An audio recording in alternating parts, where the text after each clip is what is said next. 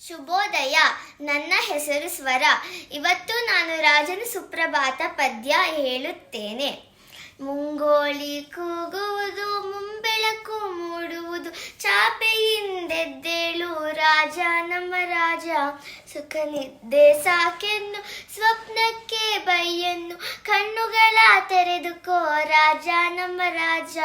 ಕೈ ಕಾಲು ಮುಖ ತೊಳೆದು, ಪಾಠ ಪುಸ್ತಕ ತೆಗೆದು, ಅಭ್ಯಾಸ ಮಾಡಯ್ಯ ರಾಜ ನಮ್ಮ ರಾಜ.